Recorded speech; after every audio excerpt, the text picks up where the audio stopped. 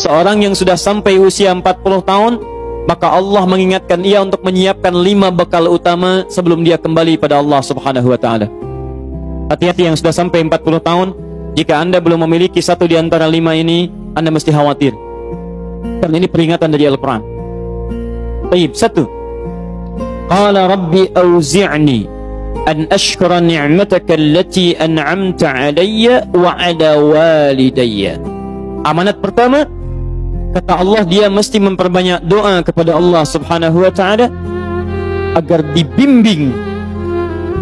Banyak doa agar dibimbing mensyukuri nikmat hidup, plus bisa meningkatkan bakti pada orang tua. 1. Rabbi auzi'ni an ashkura ni'mataka allati an'amta 'alayya wa 'ala walidayya. Perhatikan baik-baik. Ya Allah, mohon bimbing saya untuk selalu bisa mensyukuri segala nikmat yang telah Engkau berikan pada saya sekarang, 1, dan pada kedua orang tua saya.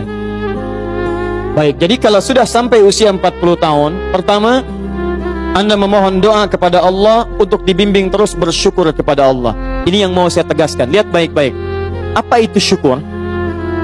Tidak ada makna lain dari syukur yang tertuang dalam Al-Quran dan hadis kecuali ungkapan kebahagiaan atas nikmat yang Allah berikan kepada kita dengan cara menggunakan nikmat itu sesuai dengan fungsi yang telah Allah tetapkan. Misal, kita akan bersyukur dengan nikmat penglihatan mata. Anda diberikan 40 tahun dalam hidup, mata masih bisa melihat. Bagaimana mensyukuri nikmat mata? Kalau Anda ingin syukuri nikmat mata, maka yang paling singkat, gunakan nikmat mata ini sesuai dengan peruntukan yang telah Allah tetapkan. Fungsi yang telah Allah tetapkan. Apa fungsi mata? Masih ingat?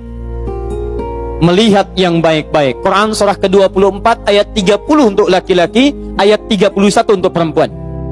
Qul lil mu'minina yaghuddu min absarihim. Katakan pada pria-pria yang merasa punya iman. Dengan iman itu dia yakin dengan akhirat. Wabil akhirati hum yuqinun. Karena yakin dengan akhirat dia sadar akan pulang dan dia tahu nikmat matanya akan ditanya oleh Allah Subhanahu wa taala. Katakan pada pria-pria yang yakin bahwa matanya akan ditanya oleh Allah. Quran surah ke-17 ayat 36. Inna sam'a wal basara wal fuada kullu ulaika kana anhu mas'ula. Setiap pendengaran Anda, penglihatan Anda, plus apa yang Anda fikirkan, satu saat akan ditanya, dipertanggungjawabkan di hadapan Allah Subhanahu wa taala.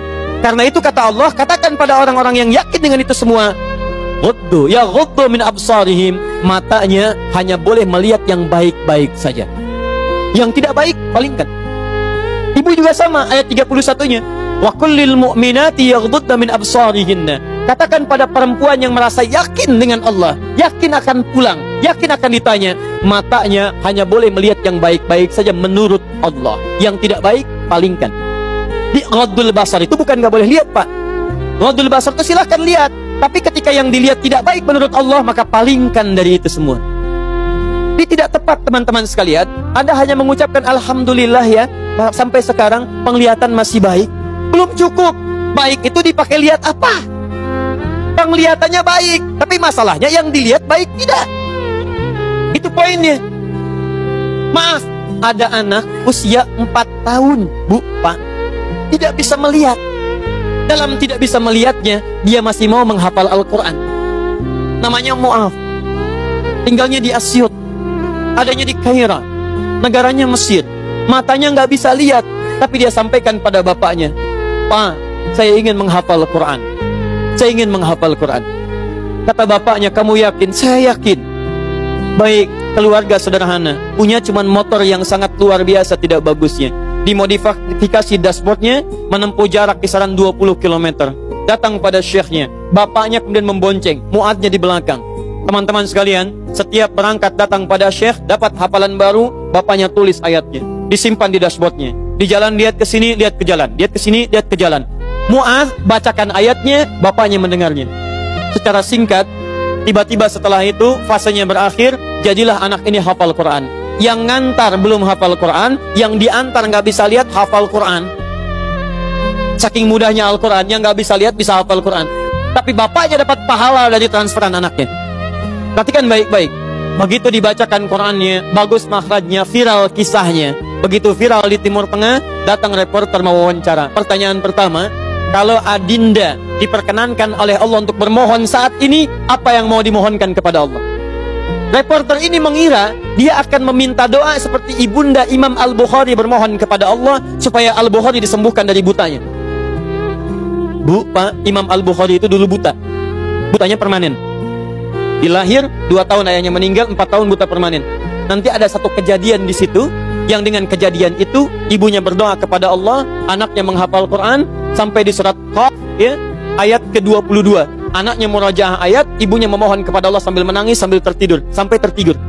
Disitulah kemudian terjadi sesuatu yang luar biasa. Seketika Allah sembuhkan Al-Bukhari kecil, matanya bisa melihat kembali. Karena kajian kita bukan di sini, lain waktu nanti saya terangkan. Anda yang punya kitab Fathul Bari, Syarah Sahih Al-Bukhari, beli jilid pertama, kitab Muqaddimah, halaman 634, paling kiri, paragraf yang ketiga, baris 1 sampai dengan 9. Anda temukan kisahnya.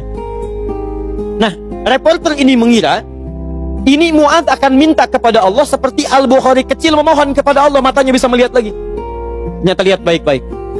Kalau saya diperkenankan bermohon kepada Allah dan permohonan saya dikabulkan, maka pertama, saya akan mohon kepada Allah untuk tetap membutakan mata saya sampai dengan kiamat. Ya Rabb, mohon butakan mata saya sampai kiamat. Karena dengan buta mata ini saya bisa menghafal Quran. Saya takut ya Allah, kalau saya melihat lagi, mata saya melihat maksiat dan hilang Quran dari hafalan saya. Anda bisa bayangkan, anak kecil 4 tahun, mata nggak bisa lihat, digunakan menghafal Quran. Dan dia takut kalau melihat matanya dipakai maksiat. Antum dikasih 40 tahun, 40 tahun, lebih daripada 4 tahun, lebih dari 14 tahun, Anda sampai 40 tahun, dipakai mata, dipakai apa mata Anda sampai dengan hari ini?